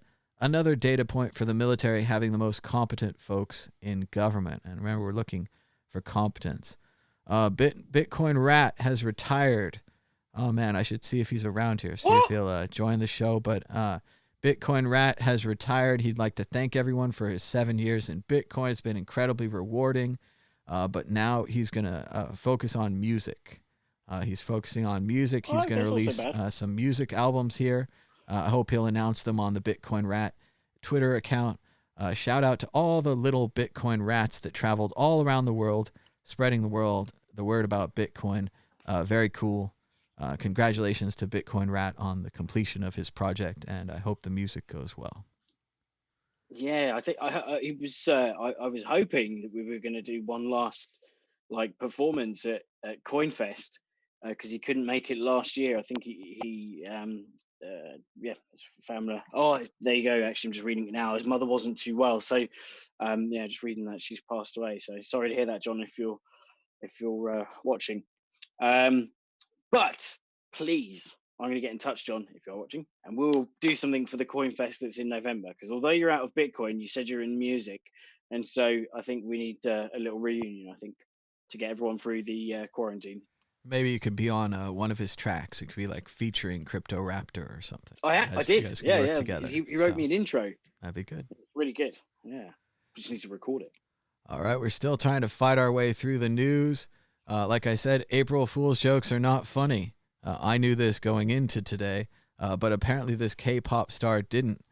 South Korean media is reacting angrily to Kim Jae-joon's Instagram post saying that he had caught the coronavirus. He said it was an April Fool's joke. Not funny. Like he's a pop star, so it's like if Bob Dylan had this and was just joking about it. Not funny. Here's what happened in the Czech Republic after they imposed mandatory mask wearing on March 18th. The daily increase in cases has dropped over 20% before the mask for all rule to just 6%. So it does seem, once again, every single piece of evidence we look at, masks work. We should be wearing masks. I'm not sure why we're not. Florida COVID cases. Who can we blame for that? I wonder who. I know Trump as well, but it really does. I know I'm picking on this, but it really does shock me that these are people in a position of authority. I mean, regardless of whether you see Trump or whoever your local leader is, you'd imagine that the people who are representing humans in the World Health Organization would have all the facts and be acting on this the most logically. And from what we've seen, it's bordering criminal. But we'll wait and see. I think when the dust settles, I'd like to see a lot of heads roll for their incompetence during this. favorite word of the it's day. also time for everyone else to step up. The rest of the hospitals, the rest of the facilities, to just say, hey, masks are effective. There's no reason for anybody to not be saying masks are effective. You could protect more people if you said they should wear a mask. Now, I agree. If they're trying to keep them for the hospitals, maybe they feel that they can't say that. But even then, if that was the plan, we're well past that now. We're into the open where people just need to know the facts. And the facts are a mask is better than no mask. A good mask is the best, but no mask at all, you're just breathing raw air. Well, oh boy. Caller. They hung up. Oh. Yeah, the funny thing is, the reasons that I've heard from people that have said, right, okay, I don't believe I need to wear a mask, or I don't think it's effective, and their logic from their sources, wherever they are that the reason is because if the mask isn't to the right, micrometer, nanometer, whatever filtration level, then it won't catch everything. And two is that when people wear the mask, even if it's a good quality mask and it's legit and shit, they end up pulling it down, touching their face, and blah blah blah. Like, that's not the point. The point is the mask works. Idiot doesn't work. Mask work. Idiot not work. That's like saying, oh, I don't know, like don't. Cars are meant to drive into walls. No, the car's not meant to drive into a wall. You drive the car right, you won't crash into a wall. That's the whole point of it. There's no point. You wouldn't say, hey, we shouldn't use cars because they go into walls. Like, no, idiots go into walls. Idiots don't use masks. And not idiots, people make mistakes, whatever. But the fact is, mask effective, human not. It's also clear that just better than nothing. Anything's better than nothing. I mean, nobody's going to say it's 100% or whatever, but it's better than nothing. We've got more news from Florida. We're still fighting our way through the news here. Florida COVID-19 cases surged to nearly 7,000 while the governor continues to resist statewide restrictions such as a closure. This has been really shocking to see happening in Florida. As many people know, a lot of people retire down in Florida. It's a very big old folks population. They're especially at risk from this virus. But on the other hand, Florida is a tourist state. Florida has the beaches. Florida has the vacationers. He's probably much like the people in Jaws, torn between reopening the beaches or protecting people against a shark. And he's chosen to reopen the beaches. So, again, this is just going to be studied. We're going to find out later. I don't have to write the book for you now. But everyone in Florida is going to come out. We're all going to write, and we're going to find out what DeSantis and these other people were saying behind the scenes. And it's a bad look. It's a bad look as cases surge to 7,000. We're keeping an eye on Florida, expecting a lot. What did China do to beat the coronavirus? Experts say America couldn't handle it. And this is a pretty big, important thing. If we can't do what they did, that's the only model we know of right now, is the Chinese model and the South Korean model were both successful in defeating this virus. So if we can't do that, maybe we can't beat the virus. And if we can't beat the virus, we're talking about all kinds of other things, aren't we? Or you're talking about a breakdown of society, right? It's getting bigger and bigger, the problems. So I don't know. I guess the Beijing quarantine, they were talking about how they had to stay inside no matter what. They couldn't walk outside at all. They had to train their dogs to go to the bathroom inside. That sucks. They couldn't go out to get food or anything like that. I suppose they had maybe access to National Guard or military type people that could bring you food. Again, probably MREs, not good food. But still, food is food. But yes, maybe America couldn't handle it. I don't know. I think we should try. I don't think we should just assume we can't handle it and not try. That's pretty defeatist. Yes. What's that saying? It's better than to have done and something about trying and then to have not tried at all. Something about love that never works out. So yeah, that's it. Better to have done something and to have regretted it than to have never done it at all. Better to have loved and lost than never to have loved at all. Yeah, you're right on there. You were dancing around it. You got it. Oh, here we go. We made it. I'm almost there. We made it to XKCD. Oh, how lucky we are. What a beautiful April Fool's Day that we get to enjoy a new XKCD comic strip. Let's make it nice and big. Let's read it. So here we go. No, I'm even going full screen. Who wants to look at me when we can look at fantastic comic strips from XKCD? XKCD.com. Go there. Buy his book. I have his book. I have 2 of his books. I have Thing Explainer and I have the XKCD comic strips. But here it is. It's a virus, and he's talking to some other viruses and some other cells and stuff. So the virus says, I'm worried about humans developing resistance to us using pasta. Then he continues, the human immune system is a nightmare. It's the worst. It's the scariest thing in the universe. We can only survive by staying ahead of it. Keep jumping from person to person. Keep mutating and evolving. But now, humans are adapting too fast. This time, we really thought we had them.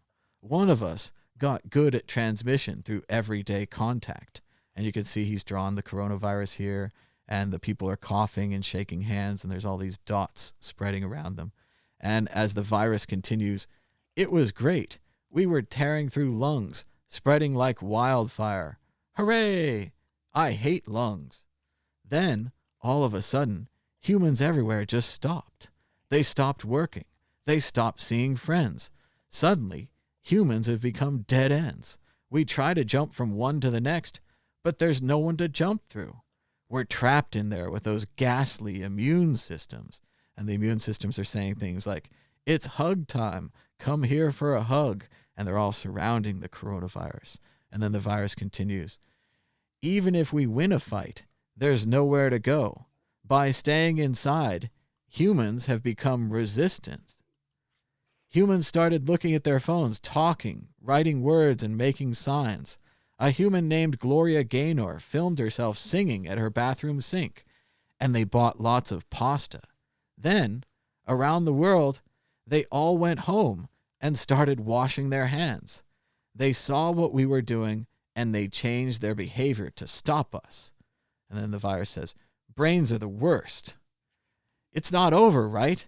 They can't sustain this. They must be bored and tired. Will they give up? And the virus says, I don't know. They seem determined to protect each other. And they have a lot of pasta. So there you go. That's how we can defeat the coronavirus with pasta, thanks to XKCD. It's a really good idea, I think, to personify the viruses and these little characters so you can understand what the virus's goals are. And that, the virus doesn't care about your politics or anything like that. It cares about mutating, cares about eating you, right? It cares about stopping this. But by staying home and washing our hands and not being in contact with other people, we can stop the virus. We can win against the virus. Perhaps this goes deeper than we originally thought. And actually, they're talking about not pasta, but we'll be saved by, the god, the pastafarian god. The flying spaghetti monster. Yeah, the flying spaghetti monster. His noodly appendage. Maybe it's coming from that angle. I don't know. It is the internet. There's always a noodly appendage in there somewhere for sure. So you can't deny that. Well, let's see. I think we're getting close to the top. I think we're getting almost out of here. Here's another palette cleanser for those of you who have hung on. And thanks to everybody who gave a thumbs up to our second version here. We had a break. The internet broke, so we had to abandon the first hangout. But I've been watching the numbers a little bit. Looks like we were around 30 people watching us. Then we're at 40. Now we're back up to 50. So thanks again, everyone, just stopping through, checking this out. We do these shows all the time. You can subscribe down below. Hit the bell for notifications. But here's a little bit more of the best of the British Museum. You can see some Greek statues here. Obviously, an Egyptian. It's a mummy. It's in a sarcophagus. It's from Egypt. And really nice picture here. I like that one. She's on the staircase. Got some good lighting. Then we went on the adventure to find the statue. We searched all over Greece and the British Museum, and then we found the statues. So that was a nice distraction, right? We're trying to help your mind get through this by doing some distraction posts every once in a while. But again, our distractions are clearly labeled as distractions. We're not saying they're not distractions. The Dow Jones went down 3% at open.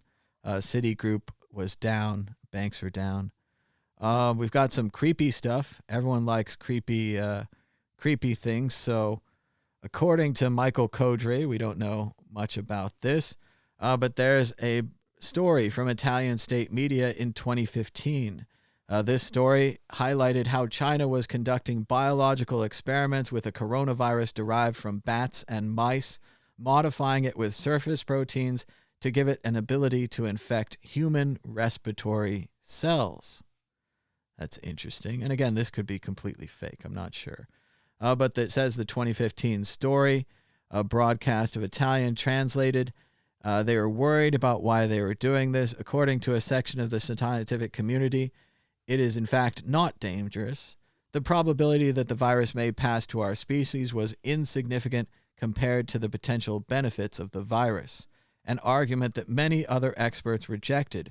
First, because the relationship between risk and benefit is difficult to evaluate, and second, because especially in these times, it is more prudent to not put into circulation an organism that can escape or be removed from the control of laboratories. So, I don't know. It sounds a little too good to be true, a little too tight. Like this could be a put-up job. But if this is a story from 2015 Italian state media warning about the coronavirus, it seems a little bit on the nose. I don't know. What do you think, Dan? We were trying to give a grain of salt here. It's interesting, but it just seems a little too on the nose. Yeah. I'm just really confused by the term. The benefit to having the virus. You said that they didn't go into more detail, but I assume it would be things like previously we've modified viruses to fight other viruses. Maybe if they really understood this virus, they could use it. They could use it to kill the AIDS virus. You know, maybe this kind of like part of the way that the virus is spreading, we could take out and we could put in some other thing, and then pretty soon maybe we have a vaccine that spreads like this. You know, maybe we make a positive organism that's now out there spreading.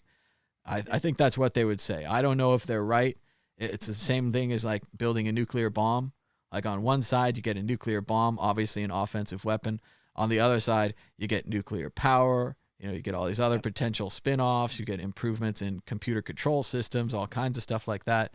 Video cameras, monitoring, all the kind of things that you need. Geiger counters. All of those are improved.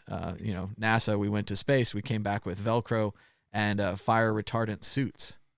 Upside down pens? Oh, no. Those are good too. But the fire retardant suits have really saved a lot of lives and changed the world of firefighting forever. And that's a direct link to NASA. Same thing. Velcro is pretty useful too. It's a lot harder to quantify than a firefighting suit. But Velcro is. So I suppose one benefit could possibly be long shot.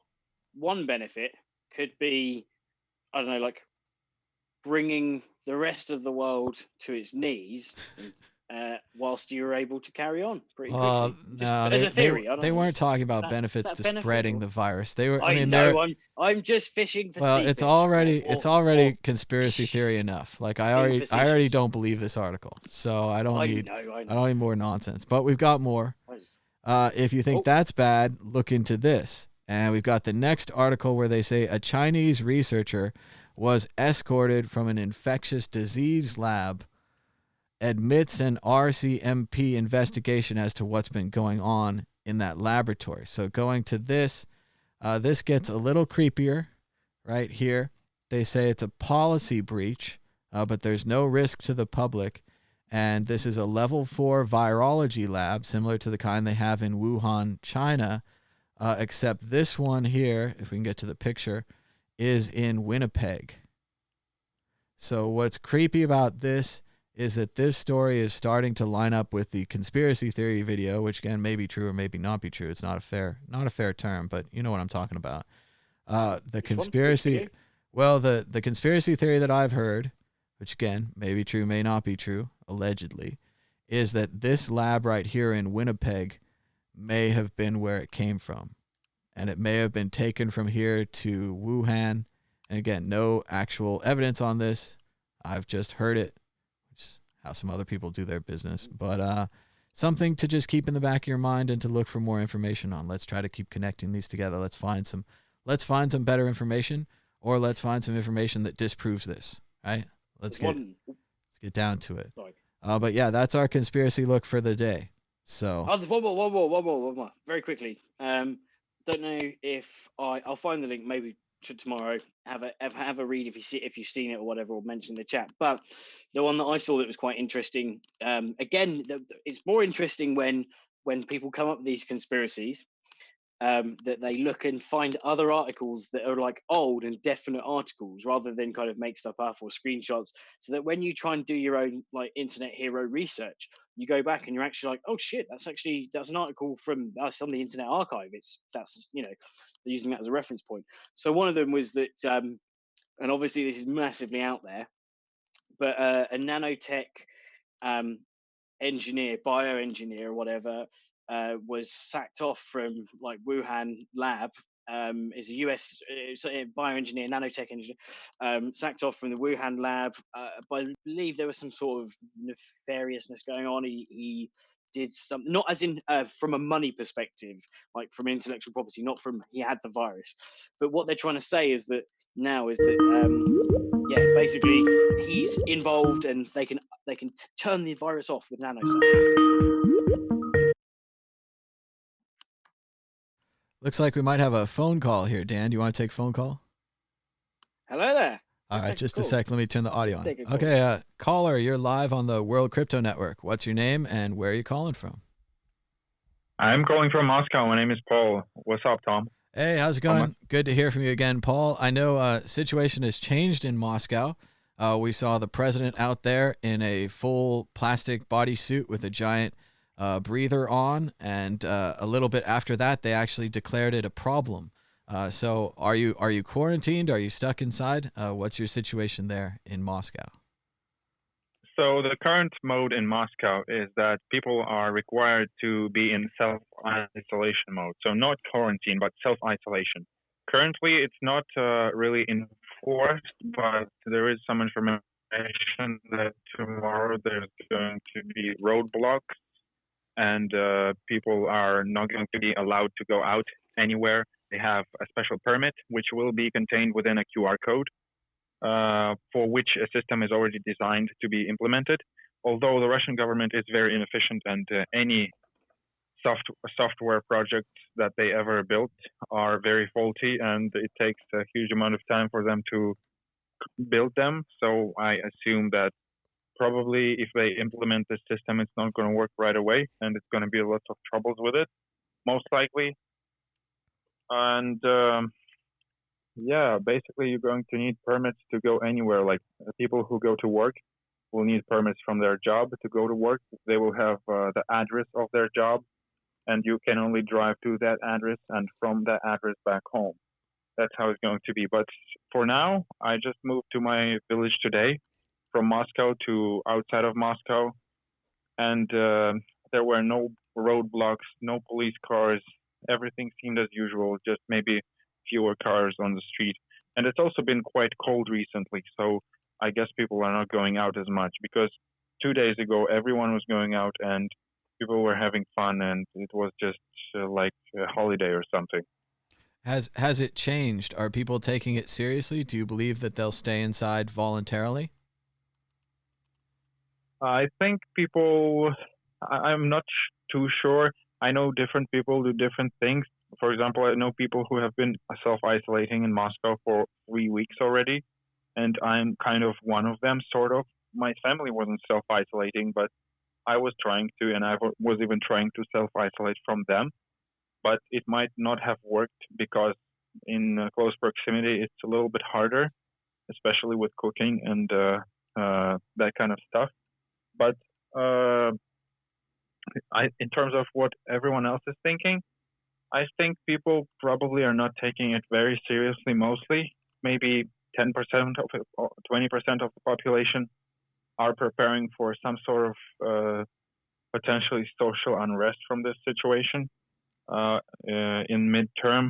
But I don't think too many people in Russia are seriously concerned with the virus itself. Do you think it would be easier for Putin to convince, if he says, go for the mask, mandatory mask wearing? Do you think it would be easier from a cultural perspective for Russian residents to be like, yeah, cool, I understand? Because in the UK, I think that's going to go down like a ton of bricks, even when they do announce it. But I'd imagine Russia would listen a bit more. Yeah. So the thing with masks is that we don't have any N95 masks available. All of them were bought a long time ago off the shelf, and the only masks that people have available to them are the surgical masks, which are, as far as I understand, completely useless. It might be useful for an infected patient a little bit, although still the virus is going to be escaping.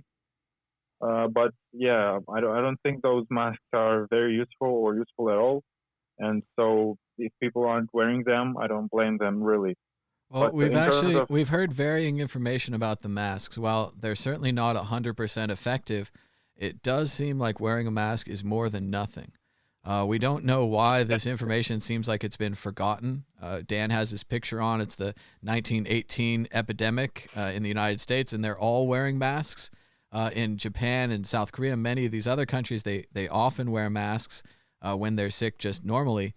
But yeah, it does seem like it's more effective than nothing. So I don't know how much that helps. Certainly, you're not bulletproof, but maybe if you just tell people, spread the word, just kind of get it out there, it's better than nothing. Even a scarf or a T-shirt or something, just less microbes in, less microbes out. Yes, it's true. It's also going to limit your the amount you are exposed to bacteria, because you can also have bacterial infection on top of the coronavirus, and you can actually have several different versions of coronavirus. For example, the flu virus and the SARS-CoV-19. So yeah, it's kind of complicated, and the better you protect yourself, the better it will be for you. And in terms of the surgical masks, I think they have some, as far as I understand, they have some usefulness in terms of protecting others, mostly from a person who is infected. It might be a little bit useful in filtering the air for the person who is wearing it as well, but not as much. The N95 masks are designed for that. I personally wear a respirator, half face respirator, manufactured by 3M, and it has filters on it, proper filters. It's P3. It's sort of like N95 mask, but a little bit better. And yeah, in terms of how people look at you, a week ago, people were looking at me like I'm completely out of my mind. But right now, actually, nobody notices that I'm wearing it. So yeah, I think definitely people's mindsets are changing, but I think people are more concerned about their jobs and the potential social unrest that might unfold if this situation continues for more than a couple, or say a month or two. It's really interesting to watch this awareness shift in real time. Like you're saying, a week ago, you were a freak out there. Now, no one even notices. Everyone's doing the same thing. So it's pretty amazing to go over one of those points and then just to see the whole window shift of what's acceptable, right? Yes, indeed. And I was just thinking about it today. And yes, the minds of the population are shifting, and we were probably, I assume you and I were slightly earlier in terms of realizing how serious this situation might get. And yeah, thankfully we took extra precautions, and hopefully we are going to have some sort of benefit from our investigation into this situation early on. I hope so. I think we will. And stay safe out there in Moscow, and definitely give us a call in the future. Keep updating us about your situation and just sharing the knowledge with others. Yeah. Yeah, take care. All right, thanks so much. And if you'd like to call now, we're going to open up for some other phone calls. If you guys would like, you could call us now at 1-518-600-1949. Push 001 if you're international. Or you can call us on Skype at World Crypto Network, all one word. It's also right there at the bottom of the screen if you need to write it down. But you can go ahead and call in. We're still trying to get to the end of the news. There was another big Trump press conference. Hopefully, maybe I won't watch the one today. Maybe we'll just ignore it. But unfortunately, he keeps saying all these quotes that I feel really explain him and his character and really helping us understand this failure of response and why we can't seem to get over this failure and get on to the next thing. And we're just stuck with it. A couple more quotes from Twitter. Donald Trump says 100,000 American deaths would be a good job, a very good job. That's 30 9/11s or 25,000 Benghazis. So it does really put it on the scale there. We're going to lose a lot of people. I hope not. Plan B is back again, talking about the time series model and the stock to flow model. Basically, there's going to be a smaller supply of Bitcoin, and that theoretically makes Bitcoin more valuable. It's pretty simple. Balaji says it looks like the United States response is starting to be coordinated at the state rather than the national level. Balaji says that every governor could then ask for a tech CTO, a biotech CSO, a chief medical officer to help them coordinate software, tests, drugs, vaccines, and medical treatment, respectively. It's pretty strange here. Again, he's essentially suggesting that we would need 50 tech CEOs, 50 biotech CSOs, 50 chief medical officers. I'm not sure where we're going to get all these professionals. Seems like if we had one really good tech CEO, they could work it from a national level. But again, we are where we are, and this is good advice for what we've got going, which is a return to the states. Never happened, really, except in the Civil War, and the side that was in favor of that actually lost. So, I don't know. I thought we were a union. I thought that's what Lincoln was talking about. Oh, well. Not So Fast writes in. He's got a strong counterpoint here. He says, there is no value in recognizing or praising CZ's leveraging of dishonesty and legacy financial systems' power to co-opt and enslave crypto in its cradle. No value except to CZ himself, that is. He's the new boss, same as the old boss.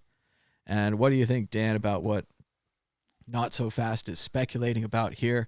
What he's saying is that Binance and CZ using dishonesty in the legacy financial system to enslave crypto, the way that they bought CoinMarketCap the other day, the way that they announced mining today. It seems like every kind of aspect of crypto could be taken over by this exchange that is using the legacy system, right? They're using it. They're part of this and part of that. What do you think, Dan?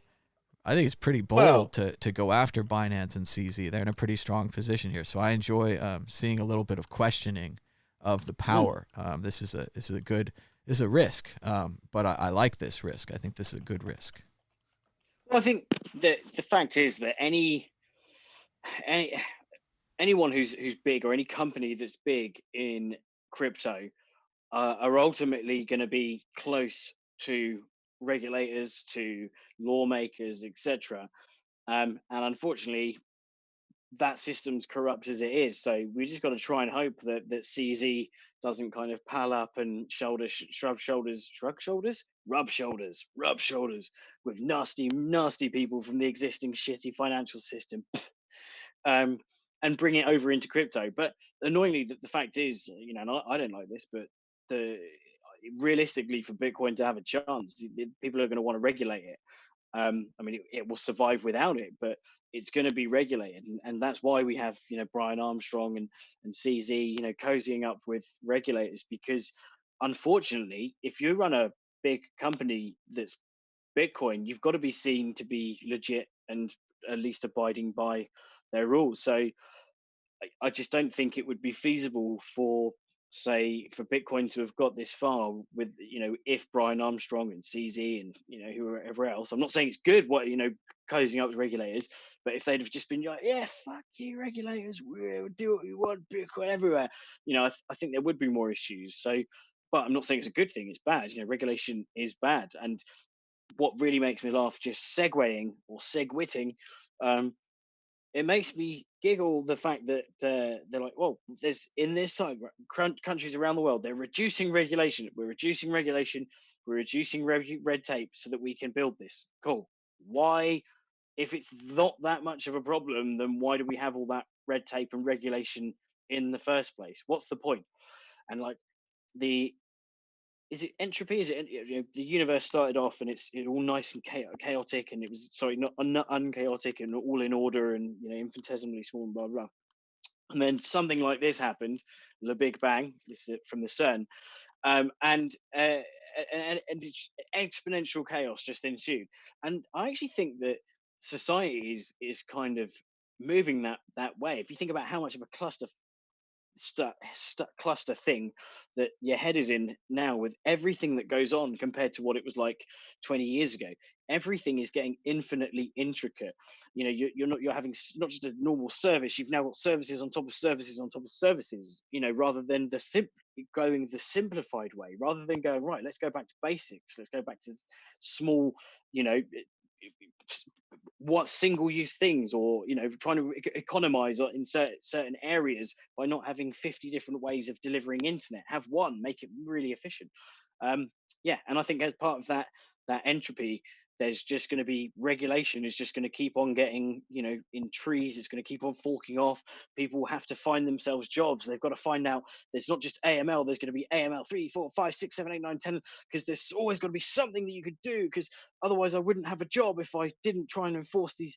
I don't know. So that was a massive waffle, but I think ultimately, you can't escape them, the regulators. If they want to be taken seriously, you've got to speak to them. You've got to, I don't know. It's been really interesting to watch this Binance thing develop. I remember when it was an ICO to launch an exchange, and a little bit unfairly of me, I assumed that all ICOs were frauds and fakes and so on. But then it seems like they built a really legit exchange. Then it seems like they built an iPhone app, and they built more apps and more ways to use their exchange, and they took up most of the exchange traffic in Bitcoin now. It's pretty much Coinbase and Binance.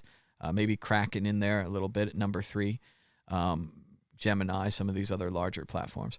But they expanded out of nothing. And then the Malta situation, that looked like it was trouble for them. They were locked in this country. Then they decided to move.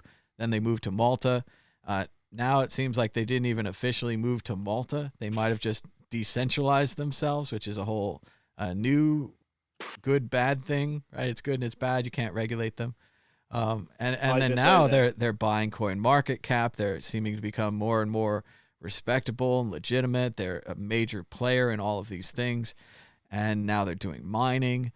So it is really interesting to see it go from pretty much nothing to an incredible something. It's been a very fast story. They've grown quickly. CZ seems like a very competent administrator, a good businessman moving this forward. I still kind of wonder, at some day, do they pull out the rug from everyone? But the reality is I think there's more money to be made in trading fees, and that they're just going to stick it in there to get those trading fees, and they're going to go long with being the best possible exchange. So they look pretty good. I agree. It's time to see them as a power broker and to see them as a major player, and to keep an eye on them. Like talked about yesterday with the CoinMarketCap, this is essentially access to CoinMarketCap now goes through Binance. If you want your altcoin on CoinMarketCap, you got to go through Binance. So this is a big position for them until everyone stops using CoinMarketCap. But like they said, there's 6 other things. Those could all be bought up. Coinbase could be seeing about buying one of these information services tomorrow. Kraken as well. They've missed the boat here. Binance got out ahead of them again. So again, shout out. CZ's killing it. This really is, though, a great opportunity if anyone's, and I'd actually be up for working on it. I'm a data guy, ex ClickView developer, and so on and so forth, and actually started building a load of ClickView reports over the top of the API data from CoinMarketCap, because at the time I thought this site is incredibly useful. It's very basic, very simple. It has stats, but I'd like to see more behind those stats. I want charts. I want to be able to interrogate the data. And so I started building something, but as usual, as everything else that happened, especially in 2013, 2014, I did nothing. So now is a great opportunity and I'd be willing to work with someone to build a decentralized, as much as possible, an open source, CoinMarketCap. Go. We'll have the world behind us, I think, because I don't think that Binance taking on CoinMarketCap is going to go down well in most of the world. Well, we'll see how it goes. I think we're going to head towards the end of the news. I think we're going to make it to the top. There's only a couple more articles. Kara Swisher wrote an opinion piece about how her mother is at risk of dying from infection, but her mother was not concerned about dying from infection because her primary source of news was Fox. And she talked about how her mother was just saying it was a flu and that it was a hoax by the Democrats and that Joe Biden was involved. And Cara had to say, your daughter, she works in media too, and those are all Fox News lies. But so this is really a big deal. This is something they're going to talk about a lot more. These people are going to be sued, and their emails and text messages will be exposed. So let's keep an eye on that. Jason Stark just flipped over a calendar in his office to April and realized that we're looking at an April with no baseball. So here's your fact of the day. What was the last year when there were no Major League Baseball games played on any day in April? It was 1883. So 1883. Long time, 140, maybe more, 140 years ago. Major retailers have only opened 5 drive-through testing locations. It's almost as if you can't just count on them to do things. You have to compel them to do things. It's almost like there's a reason we have the Defense Production Bill and other bills like that, so that the national government can compel retailers like CVS, who should be helping out with testing, into opening more than 5 locations nationwide. That's what you'd think. Check it out. I made some tea this morning. It was so black and dark. I had to mix a lot of milk in, and I'm not going to be doubling down on black tea. It's just too strong.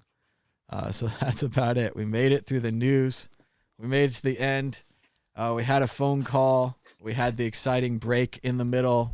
The chat totally went off course. Chat is in its own world now. You guys do what you want to do. Talk about what you want to talk about. We're just going to keep going.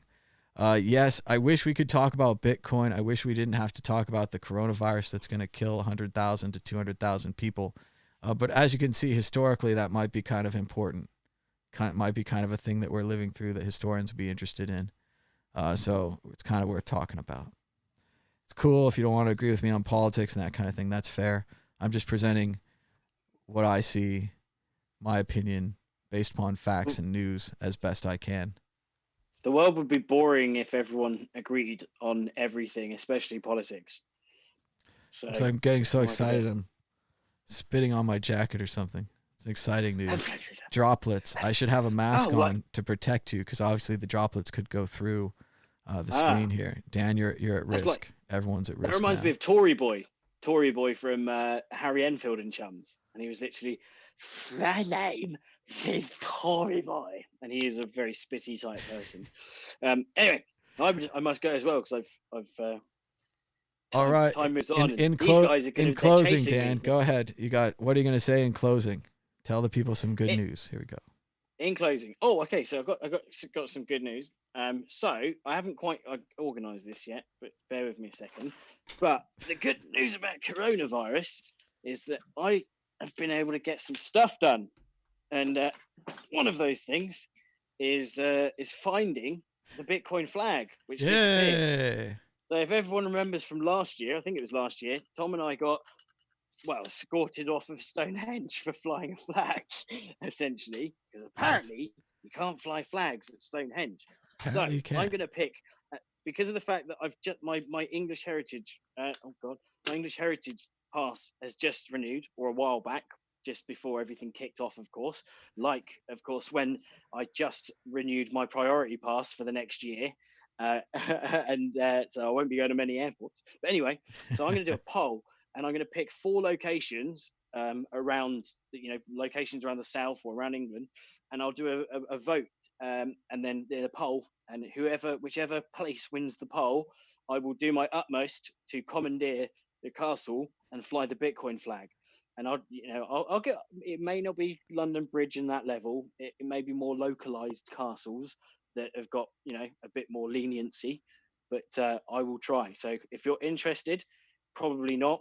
But just if you see me on Twitter, Cryptopoly, watch out for a Bitcoin flag poll coming your way. That sounds great. And we had a fun time at Stonehenge, even though they treated us like criminals and such. And again, fair deal to Stonehenge. They don't know what the Bitcoin symbol is. This could mean something horrible. Like for all they know, we're waving a terrible flag.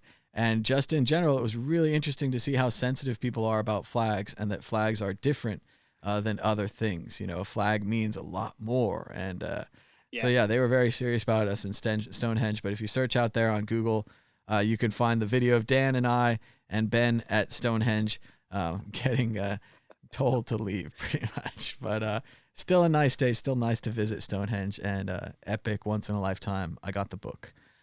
So you know how it is. But thanks to everybody for joining us. Agree or disagree. Thanks for giving us a thumbs up and a share. And thanks to Paul for calling in. Sorry we didn't get a chance for more calls. Maybe tomorrow we'll just say no Trump press conference. We're just going to go to calls. Maybe that'll be more. Maybe that'll be more calls. But again, this is big. This is big on you guys. You guys actually have to call in if we're gonna. We'll give you the show. We got time. We got You can say whatever you want. I'm gonna respond to it. Sure. But I'm gonna give you a chance to talk. And it'll be fun. We'll do some more calls tomorrow. Of course, I can't guarantee we won't cover the press conference. He might say something really insane then. But hopefully the press conference will just be a normal thing, and we won't have to talk so much. And maybe we could skip more of the news and stuff. But I don't know. It seems important to cover it all, and just to get it all out there on the thing, and then we can think about it and decide later if this was worth it or not worth it, and all those kind of things. So. And okay, how about this? We can do a bit of I'll come up with some sort of bingo system where you have to drink every time Tom or I say something like Trump. Or, they're going to have to work on that on their own. So that's something the audience can work on. If you get four in a line, then you've got to phone up after you've had all your shots. I think these people should just phone up anyway. I don't think there's any reason not to phone up and share your opinions. You don't have to win a bingo card. But you don't need Dutch courage. We'll be back again tomorrow with another episode, so be sure to subscribe down below. Hit that bell for notifications. And until next time, bye-bye.